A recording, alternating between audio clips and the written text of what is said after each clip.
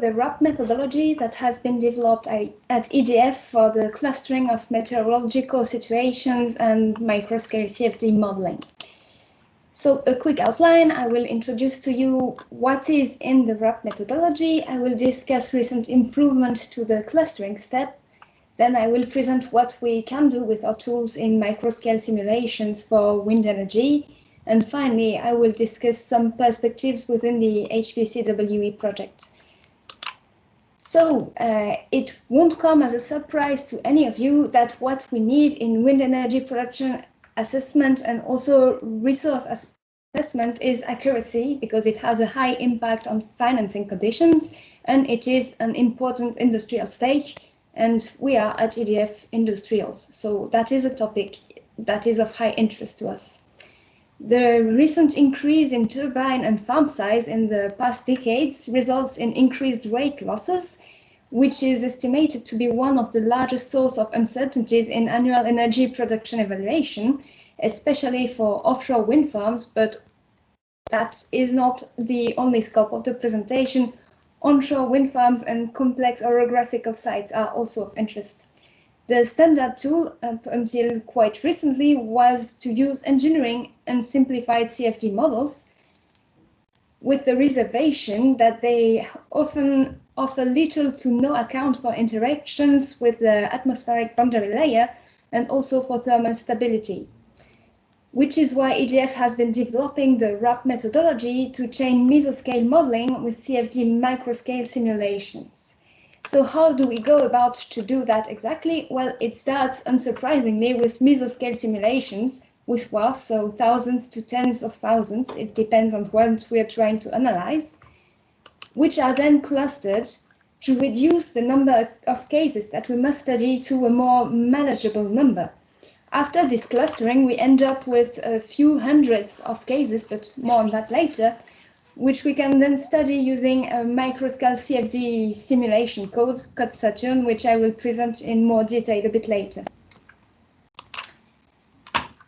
One step that was of particular interest was the clustering step, because it is crucial in the methodology that this step be performed correctly if we want to have meaningful results. Originally, the methodology has been developed around the K-means clustering approach, but for comparison purposes, a preliminary study had been performed with a SOM approach, so self-organizing map, and we had encouraging results with SOM, so we decided to do a performance benchmark and a sensitivity analysis on clustering parameters as well. So for those of you who are not super fan of clustering approaches, what are we comparing? First, on the one side, we have K-means, which is based on a predefined number of classes K, whose centers or means in this case are randomly initialized, and then it cycles between an assignment step. So it will cycle through all observations, which are our WRAPP data, and it will assign each of these observations to the cluster with the nearest mean, and then we have an update step, where the means for observations in each cluster are recalculated according to which observations are in it. And then we have the SOM approach, which is based on a neural network of predefined size as well, topology and dimension, which is linked to the input data, and it cycles between choosing a winner neuron or best matching unit. So for each iteration T, an observation X from T is picked at random. Sorry, is someone trying to speak? I can hear muttering. Oh, okay. Is that a question or? Okay, well, so we choose a winner, which is the best matching unit for each observation. Yes. The closest neuron to this observation wins and is updated. So its statistical weight is updated as well as its neighbors, and this is modulated through an activation function. There is a wide choice of activation functions, but I won't be going into them for today's presentation. So on the right, you have a brief description of how this methodology is organized. To do this performance benchmark, we used an extensive dataset which was based on nudged WRAPP computations, so we had upward of 20,000 observations, corresponding to 2.5 years mass measurements on a French offshore site. We used a truncated variable number for efficiency reasons. So we considered 5 interest points in our domain. We observed the data at 4 different heights for each point, and then we extracted meaningful data such as the velocity components, the wind direction, or the Richardson numbers. And then several implementations of SOM and a K-means implementation were compared.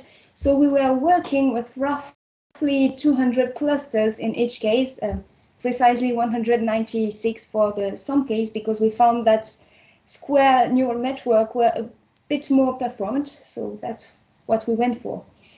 The SOM implementations are based on a 14 by 14 neural network, and they differ from each other by the choice of initialization methods and neighboring range. And for the K-means, as I said, we only had 200 clusters. To ensure that the clustering was efficient, we then compared the clustered data to the pre-clustering data. So what we want to see is whether we have a lot of distortions of the initial values, whether the velocity, windrows, and energy production are still conserved, how is the distribution. So what we've seen was that we had a satisfying performance on average velocity and energy production. You can see on the right the windrows, so respectively, I don't know if you can see my mouse, the pre-clustering data on the left, the best performing of the SOM implementation in the middle, and the K-means on the right. So what we can see is that we have some distortion, for instance, in this sector here or here, but globally the performance is satisfying. The problem is that we still have significant compensation effects due in part to erasure of extreme data points, and this can have an as of yet unquantified impact on microscale computations. So if you look at the figure in the bottom, you have the velocity distribution at hub height. The red data is the pre-clustered data, yellow is the best performing SOM, and yellow is the K-means, and blue is the best performing SOM. No, that is wrong, sorry. Blue is the K-means and yellow is the best performing SOM. The legend is wrong, I will correct it. So what we can see is that while the mean velocity is quite right, the distribution not so much, especially in the lower range. What saves us here is that most of the production actually occur in this range and not here, but still that's not exactly satisfying, and we observe still that some could obtain better results than K-means, but this requires fine-tuning the hyperparameters, which can be quite time and resource consuming. However, increasing the number of clusters reduces the distortion. As you can see here, we performed another clustering using this time a much bigger SOM with 28 by 28 grids. And here the distribution is already much better, even though we still have some distortion here. So this raises a question being, what is the optimal number of clusters? The problem being that the more clusters we have, the more microscale simulations we need to do afterwards. So we really need to optimize this number of clusters. If not, we could just maximize it. This also pushes us ever more toward high performance computing. So we have in-house clusters at EDF, fortunately, but still performing thousands or upward of several thousands of CFD computations is not something that we would do lightly. So this is really a crucial question when it comes to the optimal number of clusters, and we have potential interest in Bayesian core sets or data squashing approaches to reduce the number of clusters while still reproducing the moment of the velocity distribution. The conclusion of this performance benchmark was that we could obtain better results with SOM than with K-means. However, the improvement observed while increasing the number of clusters is also observed with K-means. And K-means is a lot more time and resource efficient in our current implementation, at least, than SOM. So far, we keep K-means, but we have an option on SOM. Once we have done our clustering, we can move on to microscale simulations. So at EDF, the CFD computations for wind application are performed with Code Saturn. This is an open source CFD code which has been developed by EDF. It includes an atmospheric module that has been quite extensively validated for various atmospheric flow applications. And the wind turbines are modeled to the actuator disk approach because we generally use RANS approaches and not LES approaches for the time being. The WRAPP approach as a whole has been tested against field data. So first we did some standalone Code Saturn computation and validation against experimental data. First, from the nested farm, the calculated efficiency was within 8% of the actual data. So I don't know if you can see my mouse, but here you have some observation of the wind speed field and the turbulent kinetic energy field for two different wind directions on the nested farm. And here you have a comparison of the measured and computed values of normalized power along a turbine row for a direction of roughly 275 degrees. Then standalone Code Saturn was again tested, this time against data from the Hornsrud farm with consistent results. Again, the calculated efficiency was within 8% of the actual data. Finally, we tried to test the entire WRAPP chain against data from the Thorntonbank wind farm, which is an offshore farm in the Belgian North Sea and with SCADA data available. This has some reservations because the data we had was from the beginning of the farm operation, meaning that there were a lot of unavailabilities of turbines. This means that we had to do some heavy filtering of the SCADA data, and this had consequences that I will discuss later. For the methodology, we outsourced the WRAPP simulation. On this case, we filtered the SCADA data, as I said. It was clustered at the time using SOM. The WRAPP wind profiles are then interpolated to define boundary conditions for the CFD simulations. So the initial results were satisfying but improvable, with wake losses overestimated by about 2%. Most of the differences can be traced back to several effects. First, we had a difference between WRAPP results and real meteorological conditions, and while this difference can be very small, depending on where they occur, they can have a very strong impact on farm efficiency, because if you're in some very sensitive direction, altering the wind direction by a few degrees drastically change the wake effect that you see, and thus the overall efficiency. Correcting the CFD computation with experimental data yielded a wake overestimation of less than 1%, which is a significant reduction in the error. Then we had an effect that we call the standby wind turbine effect. So as I mentioned, the data we had was from the first year of operation of this wind farm, which means that they had a lot of issues ironing out the flaws.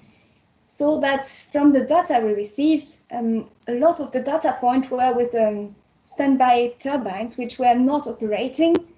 And to have a sufficient set, we couldn't filter all the data points where one or more turbines were unavailable, which means that we filtered and set a threshold at 8 wind turbines. So if we had up to 8 wind turbines on standby, we kept the data point. If we had more than 8 wind turbines on standby, we filtered out this data point. But that means that in our simulation, we have several situations where we have actually 8 wind turbines that were not operating, but which are operating in our case, so producing wake that wouldn't have been occurring in the wind farm at this time. So this also helped explain why we overestimated the wake effect. And finally, we worked with a relatively small number of clusters, 100. So we expect that had this study been done with more clusters and a longer data set, we would have seen an improvement in the overall accuracy. So that's it on the application on the Thorntonbank wind farm. If we move on to microscale simulations in HPCWE, So you've heard about the PERDIGAO case, which is some repetition is always good, a well-instrumented Portuguese site, which is interesting for its complex orography and its close to academical configuration of two hills in a crossflow. So as you can see on the right, we can expect to see quite a lot of interesting phenomena from this specific configuration, and it has been used for a new field measurement campaign, meaning that there is actually quite a lot of experimental data on this site. So we will participate in a benchmark with DTU's ellipsis and try to compare also the results with the experimental data.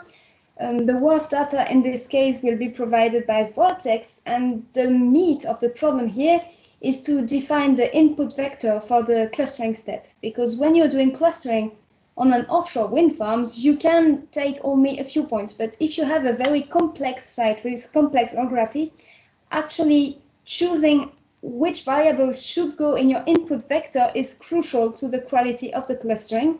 So this is a step that we will focus a lot of energy on, and we're still discussing it with Vortex. Another question, as mentioned previously, is the optimal number of classes.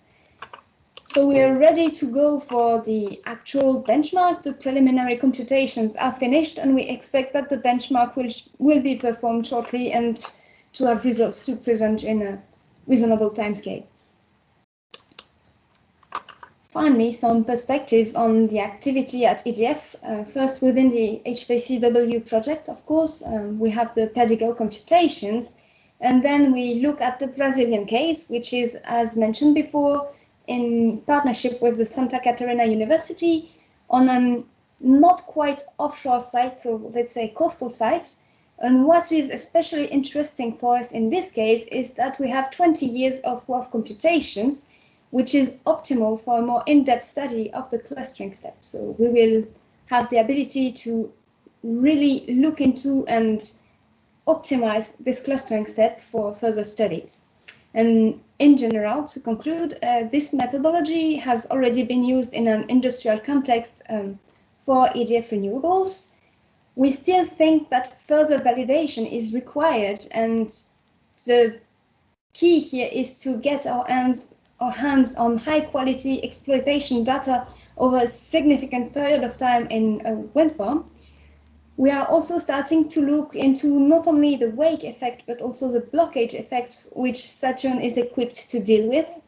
And finally, because this project starts with HPC, we would like to point out that increasing the number of clusters means also higher HPC needs to perform the microscale simulations if we move on to thousands or a few thousands microscale simulations.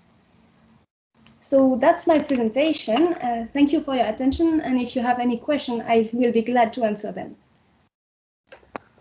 Thank you, Clementine. Very nice presentation. I'd like to ask audience if anybody have any question, please raise your hand or type it in the comment, or just go ahead and unmute yourself and ask the question.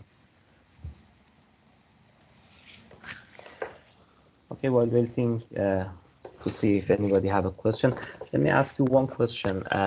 You mentioned filtering out the standing turbines, like more than 8, putting aside the data, and less than 8 using the data.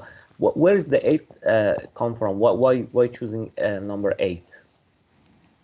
It was actually a cut-off decision because the data was ridden with such standby turbines, and we determined that if we wanted to have enough data points to be able to do anything, 8 was the best we could do, actually. If we wanted to have more quality data, we could have said we will only take points where at most 2 turbines are standing by, but then we would have ended up with such a small data set that it just wouldn't have made any sense to be working on that.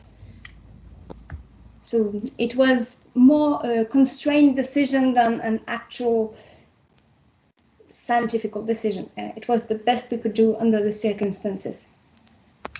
Thank you very much. So you haven't checked, for example, if instead of 8, choosing, for example, 12, how much it would affect the result, and somehow you can interpolate or extrapolate the effect of 8 on the final result, something like that.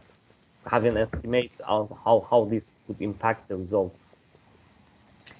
No, we didn't do that, but what we did was take some specific configurations, so some data points where we had good availability on all of the measurements, and we knew with certainty which turbines were working and which turbines were standing by. We did some simulation, first considering that all turbines were working and some actually shutting off the turbines that were on standby, and we could see that we were getting much closer to the results, so it confirmed the hypothesis, because some turbines have a very high effect, and if it's that specific turbine that is on standby, it can actually change a lot the face of your results. Thank you very much. So anybody have any question for Clementine? Apparently not. Thank you very much for your presentation, and thank you. Giving back control now. I'll give the control to